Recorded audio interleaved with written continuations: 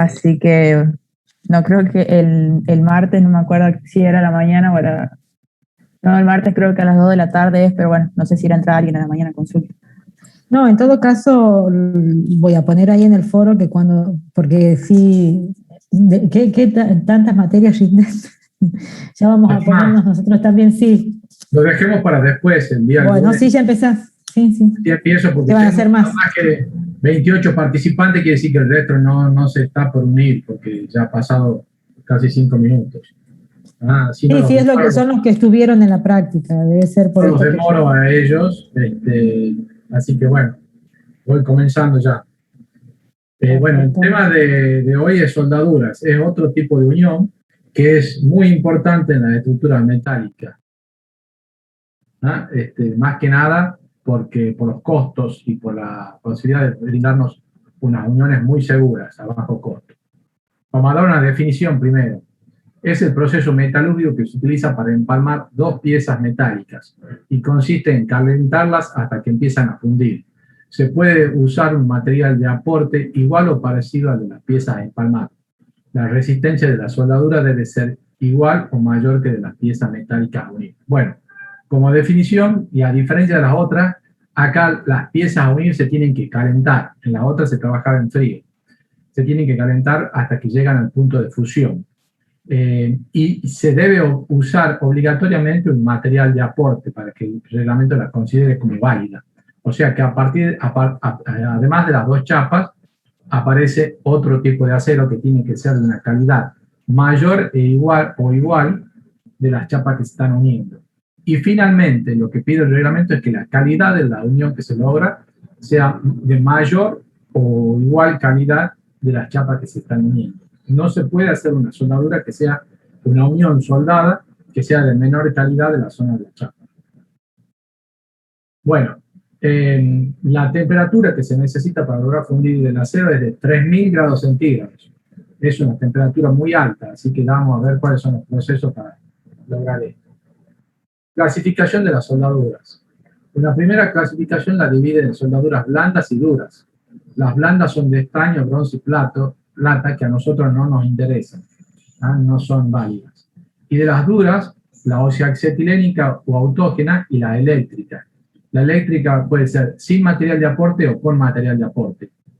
La única que el reglamento autoriza como válida para uniones en construcciones de obras civiles son las soldaduras duras, si quieren ustedes vayan subrayando acá, las duras, eléctricas y con material de aporte.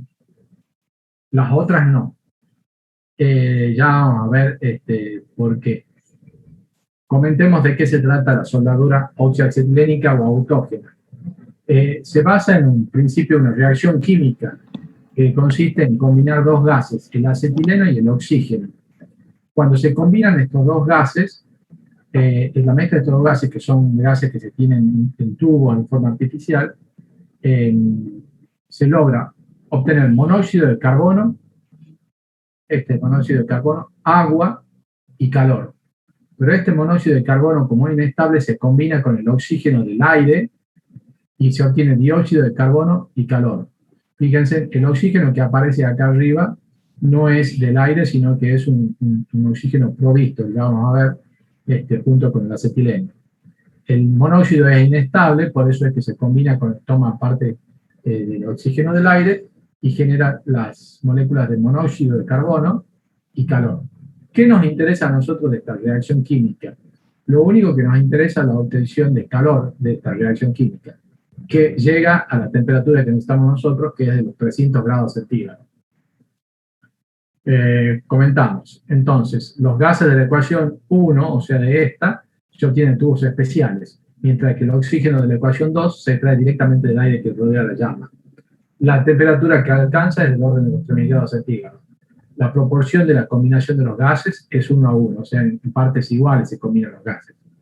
Este tipo de soldadura se usa mucho para cortar chapas, perfiles, chapas y perfiles, para unir chapas, pero no es correcta su utilización en elementos estructurales. Si quieren subrayar ahí. Este sistema es muy usado para chapistas, para trabajos artesanales. Por ejemplo, en la reparación de chapas de automóviles se puede usar porque no cumple la tarea estructural. Bueno, acá vemos los elementos que intervienen.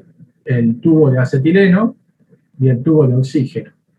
Los gases están a muy alta presión, así que después siguen unos manómetros que miden la presión dentro del tubo y fuera del tubo, una llave que abre el paso del acetileno que se conduce por esta manguera, igual en el oxígeno, una llave que abre el paso para que el oxígeno vaya por esta manguera a encontrarse en el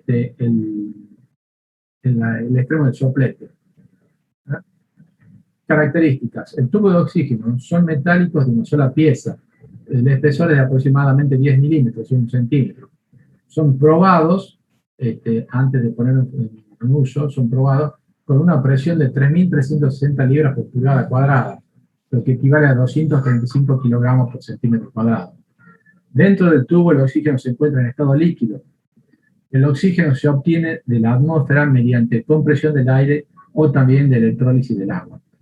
¿Qué es lo que se hace?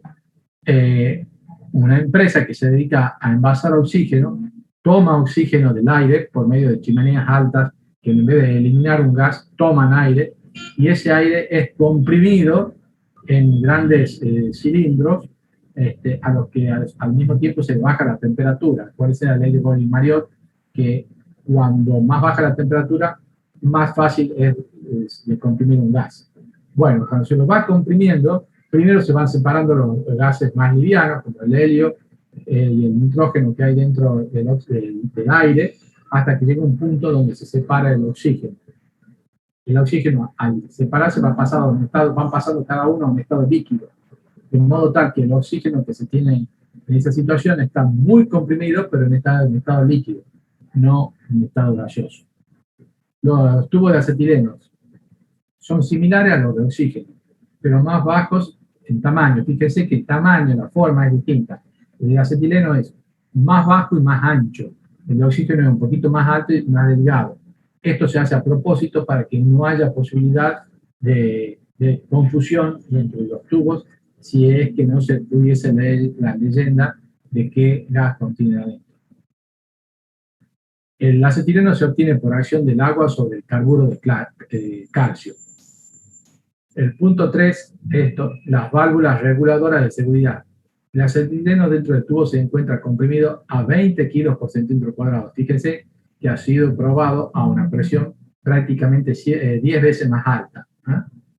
Y el oxígeno se encuentra a 160 kilogramos por centímetro cuadrado, un valor más cercano a la presión de prueba del tubo. Pero el soplete,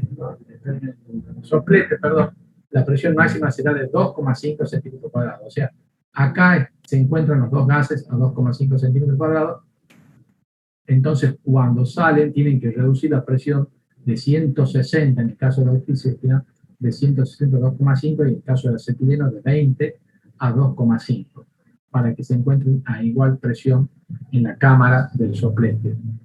Los manómetros son los que están con el número 4, que son los que nos están dando la presión de alta, que indica la presión interior del tubo, y de baja, la presión en la manguera, a la salida del tubo.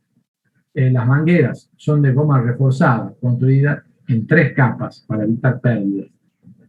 Bueno, soplete hay de 2 tipos, soplete para cortar y soplete para soldar. Básicamente el soplete es esto, es una cámara, que es la que está indicada en el punto B, a la cual entran los dos gases. Y en esta cámara se mezclan los dos gases. Al estar cerca una chispa del extremo del soplete, entonces se enciende la llama. Y esta llama, como hemos dicho, entonces produce la reacción química que emana gran cantidad de calor. De modo tal que si lo acercamos a una chapa, la funde. La chapa el acero pasa de estar en estado líquido. ¿Cómo se utiliza el soplete para cortar?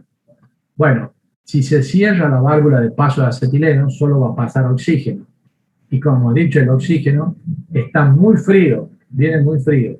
El chorro de aire frío, de oxígeno frío, en medio del acero que está en estado fluido, porque está recién fundido, produce un efecto de cuchillo que funciona cortando las chapas. es una forma de cortar a muy bajo costo en vez de usar disco de diamante. Entonces es usado cuando, pero no es un corte de buena calidad, entonces se lo usa simplemente para separar chapas.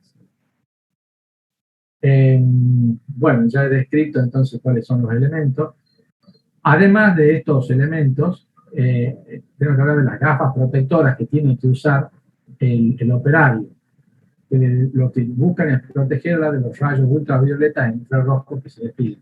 Porque además de tener alta temperatura, la llama tiene una gran luminosidad. Esa luminosidad, si es vista al ojo desnudo, entonces puede provocar la ceguera en quien es el operario y quien está muy cerca. Por eso usan máscara o anteojos protectores. Y el encendedor para la llama no se puede usar fósforo, preferiblemente se usa llama de petróleo o encendedores a chispa. En el momento que necesiten hacer alguna consulta sobre lo que estamos hablando, me paran. Después, en las soldaduras eléctricas, esa era la autógena. Vuelvo atrás para ver el cuadro. Bueno, de las duras hemos hablado sobre la acetilénica. Ahora vamos a hablar de las eléctricas sin material de aporte y después de las eléctricas con material de aporte.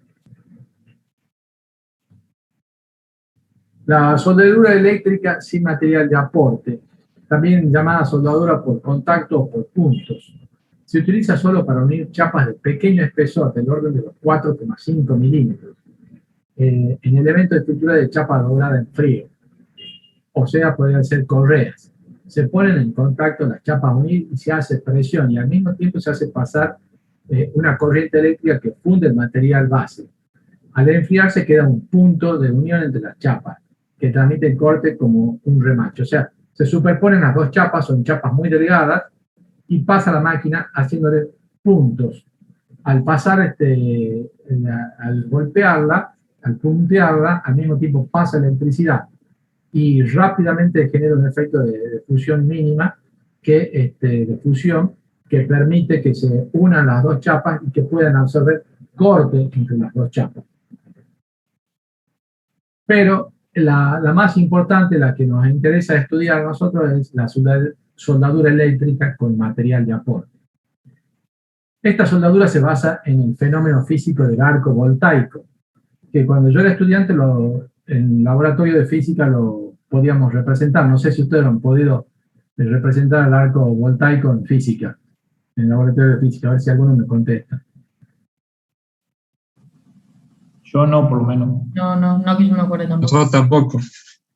Bueno, les comento primero la experiencia que hacíamos. Si se agarra una batería común, una batería de auto, una batería chica, y se une un cable, entonces un cable que una los dos bornes, entonces la corriente fluye de un borne al otro. Ahora, si yo corto los cables, la corriente no pasa. ¿No es así? Si corto los cables, deja de pasar la corriente. Así es. Sí. ¿Qué pasa si yo a los cables que he cortado los acerco? No para que hagan contacto, sino que queden muy próximos uno del otro. En el momento ese, el aire, si queda a una distancia, se estima del orden del diámetro de los elementos conductores que estamos usando, entonces el aire que se encuentra en la cercanía de los extremos de los dos cables se ioniza y se transforma en conductor.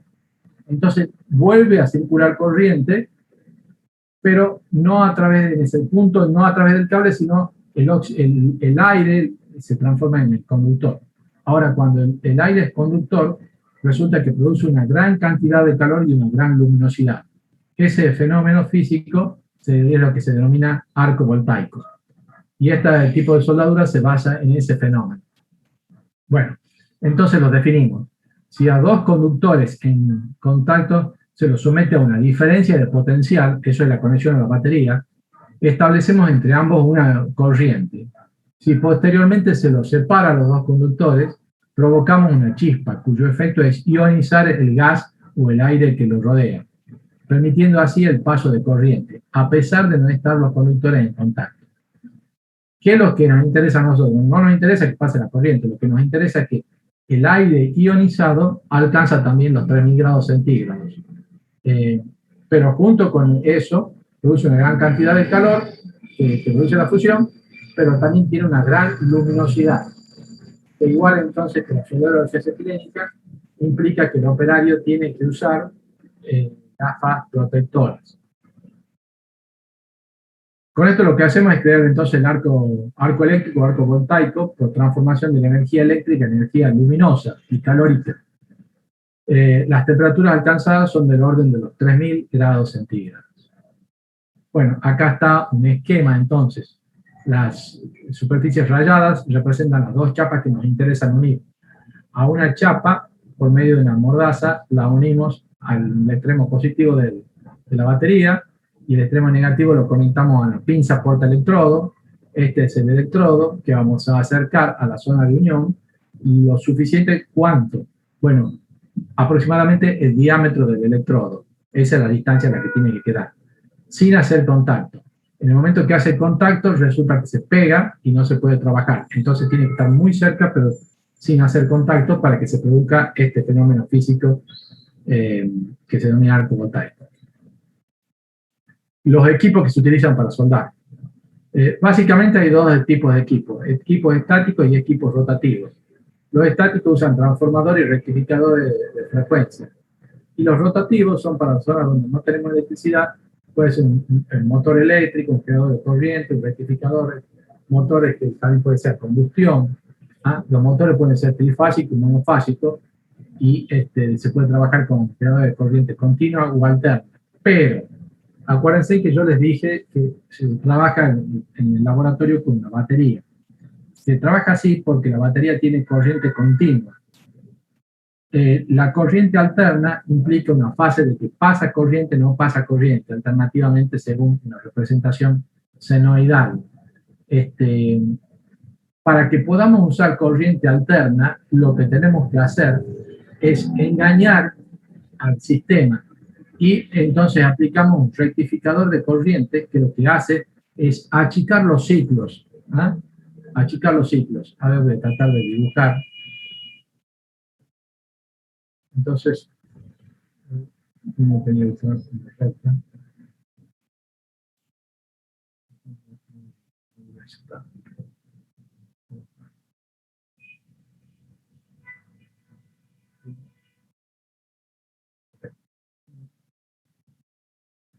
La función de la corriente se representa en un formato algo así, ¿no es cierto? La corriente alterna. La continua es una línea directamente, uniforme. La corriente alterna. ¿Qué es lo que hace el rectificador de frecuencia?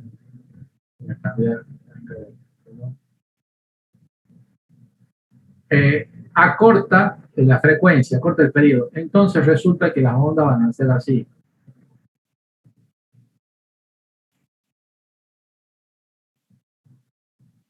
Esto hace que entonces esto está pasando corriente, no pasa, pasa, no pasa, pasa, no pasa. Los tiempos en que no pasa la corriente se han acortado tanto, se los acorta tanto que el sistema cree que es una corriente continua. Y de este modo entonces sí podemos trabajar con corriente alterna. Bueno, entonces los equipos estáticos transforman la tensión de la red, que es de 220, a un valor adecuado para soldar de 25 a 30 voltios. Deben ir acompañados de un filtro rectificador de corriente alterna a continua, o de un alternador de frecuencia, para llevar el valor de la red de 50 ciclos a un valor adecuado para soldar con corriente alterna, que es del orden de los 180 a 200 ciclos por segundo. O sea, aumenta la cantidad de ciclos en segundo. Es decir, estos equipos pueden trabajar de dos formas: con corriente continua de 25 a 30 voltios, o con corriente alterna de 220 a voltios y 180 a 200 ciclos por segundo. Son equipos pequeños, portátiles. Está a punto de prepararse mucho, y en realidad esto se ha ido mejorando cada vez más, y hay equipos muy nuevos que permiten hacer la soldadura con pequeños equipos. Inclusive un año algún alumno llevó a clase un equipito casero que tenía para soldar, muy reducido. Los equipos rotativos son óptimos para soldaduras en estructuras. En caso de no contar con energía eléctrica, se puede utilizar entonces un motor eléctrico o una explosión para generar la corriente.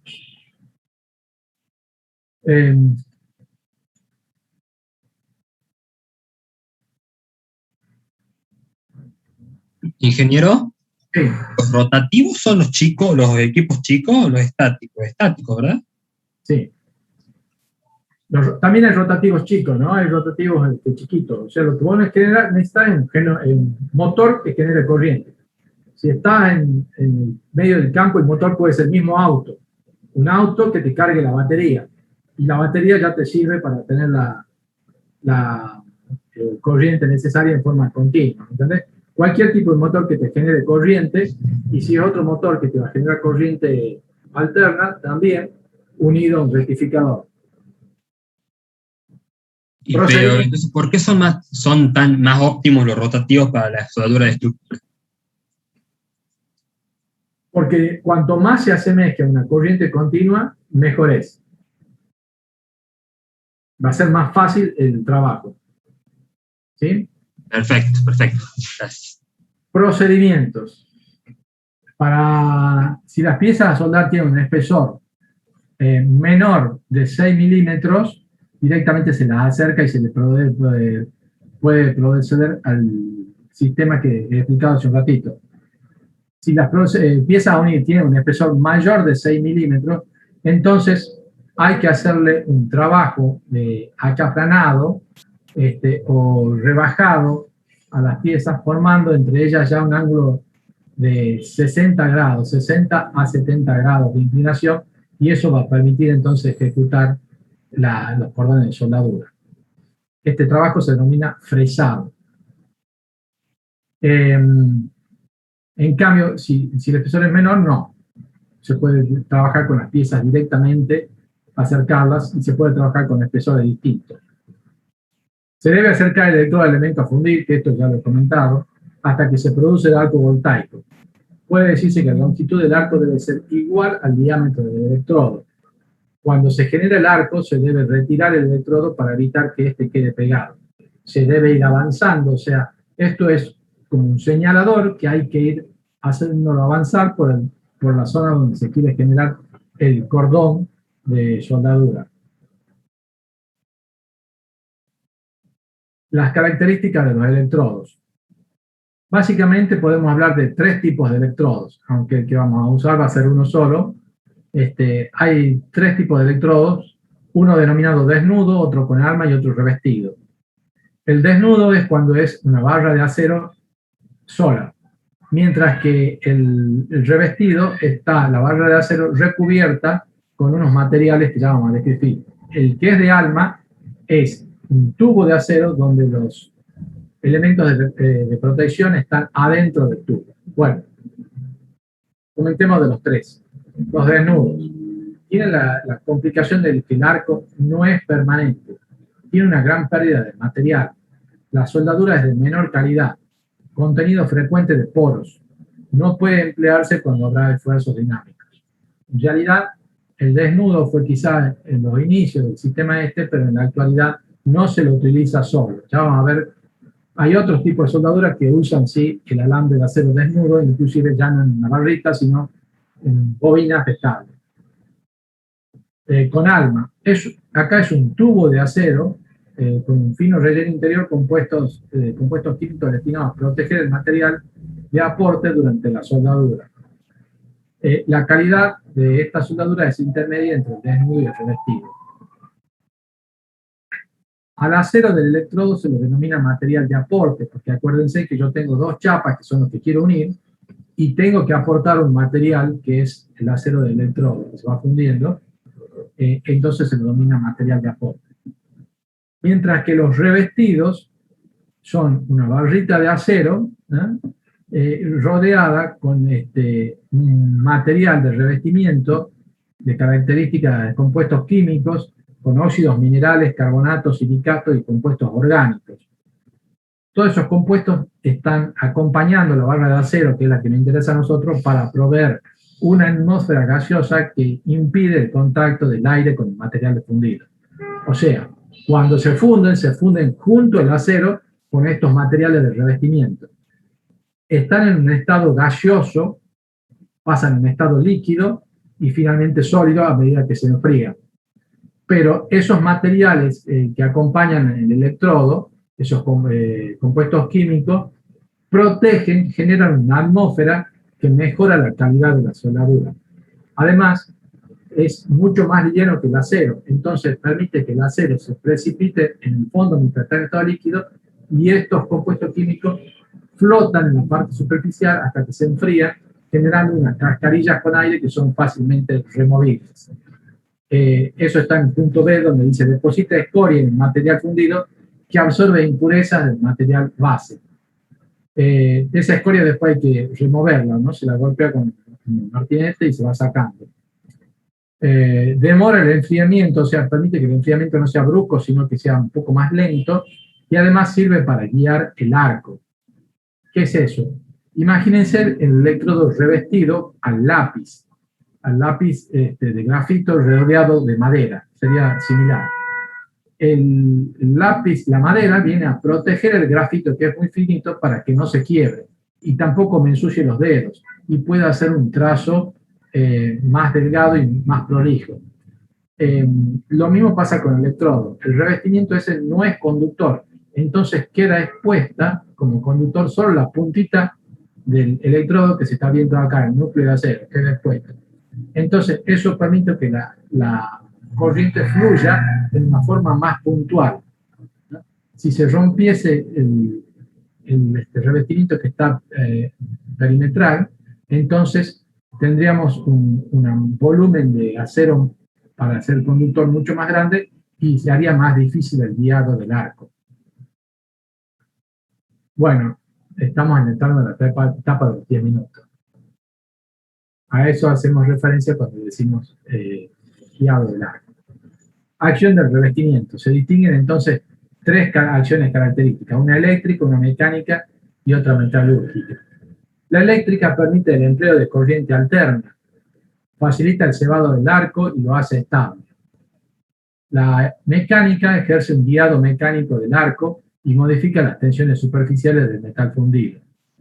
Y la metalúrgica desprende gases que protegen la soldadura, que son los que comentaba. Entonces, acá hacemos un poco un desglose de las características y los aportes del electrodo.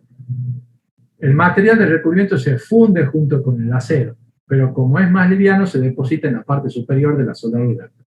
Y luego, antes de realizar una segunda pasada, hay que retirar con cepillo la cascarilla, que es perjudicial porque debilita la soldadura. ¿Por qué es perjudicial? Porque son como burbujas muy pequeñas de aire, entonces van quedando zonas huecas. No estamos logrando una soldadura de calidad.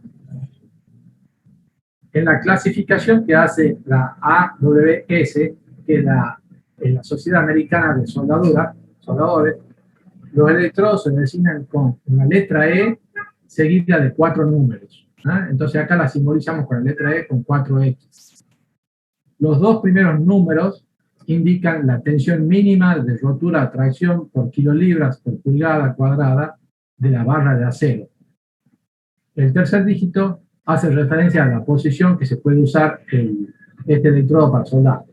Acá hace referencia, las chapas pueden estar abajo y yo soldando desde arriba. Esa es una posición. Las chapas pueden estar verticales y haciendo una soldadura en forma vertical. Inclusive pueden estar inclinadas y yo soldando desde abajo, o horizontal y yo soldando desde abajo esas dos chapas. Entonces, a esas posiciones de soldadura se está refiriendo. Y el cuarto dígito se relaciona con la intensidad de la corriente, la polaridad y otros temas que hacen referencia entonces a la corriente que yo estoy usando en el proceso. Si es corriente continua, alterna y qué polaridad tiene. Por ejemplo, la letra E acompañada del número 7010 indica que el electrodo tiene el acero del electrodo es de 70 kilolibras por pulgada cuadrada, y los 70 kilolibras por pulgada cuadrada equivale a los 480 megapascal. Y el número 1 que sigue después indica que se puede soldar en cualquier posición. En los prácticos nosotros le vamos a decir, bueno, se hace la soldadura con el electrodo E70 o E60. Ustedes ya saben que E70 equivale a 480 megapascal. que necesitamos conocer la resistencia de ese acero. Si es 60, bueno, lo vamos a ir diciendo, el 60 equivale a 380, algo así, megapascal. Pero va a ser importante esa información porque nos va a estar diciendo entonces con qué tipo de acero estamos trabajando. Material base. El material base hace referencia al material de las chapas que estamos por unir nosotros.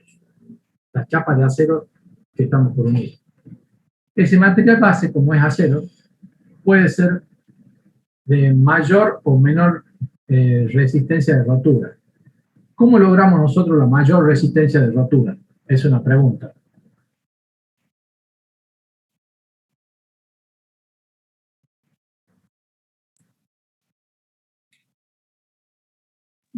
Podemos hacerlo con bajo mecánico, ¿no? Como lo de la acero de verse mecánica. ¿Cómo mejoramos el acero? Estoy preguntando para que tenga una rotura más alta. Calentándolo.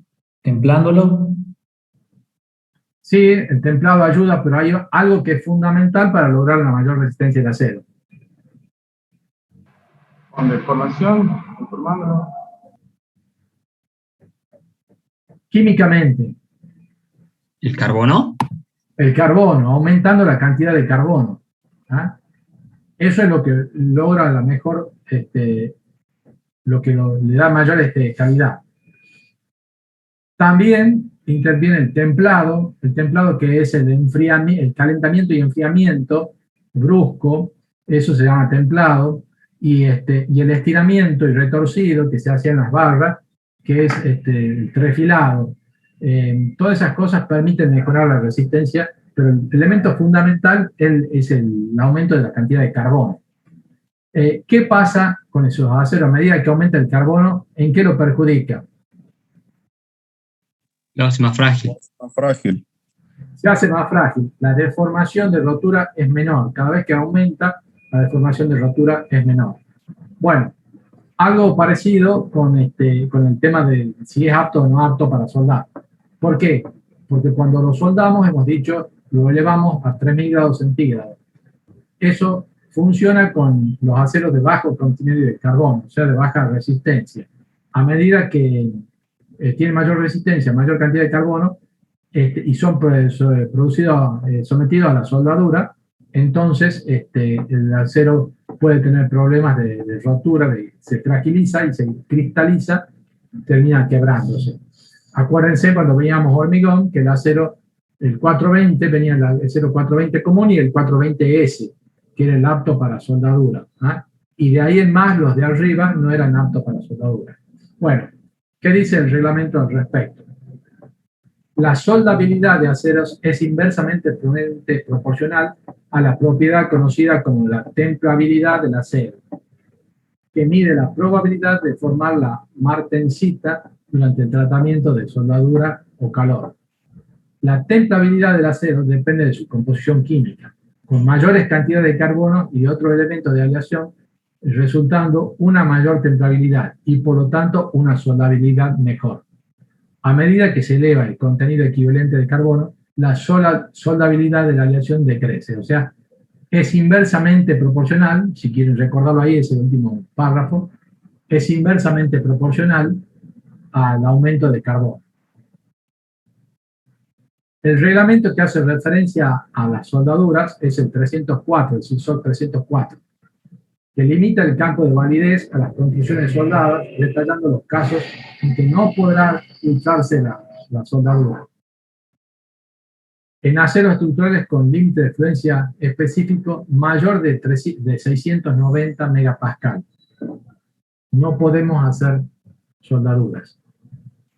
En productos de acero estructurales con espesores menores de los 3 milímetros, excepto por la aplicación específica del anexo B del reglamento.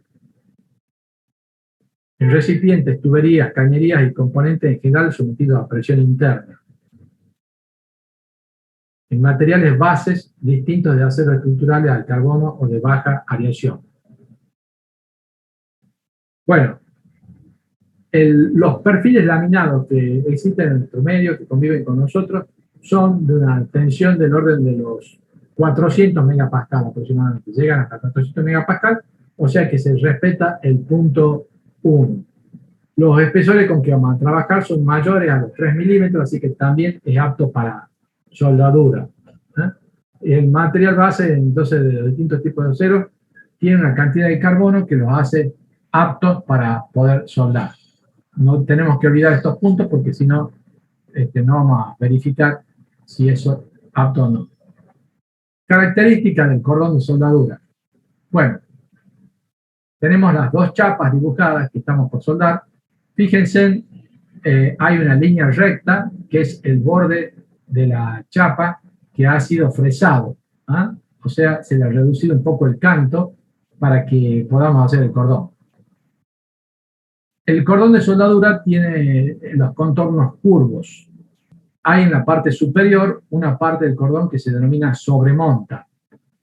Está lo que hace específicamente al cordón y una parte curvatura dentro de las chapas que se llama zona de penetración. Esta zona hace referencia a la zona de la chapa que se ha soldado que se ha fundido durante el proceso de soldadura.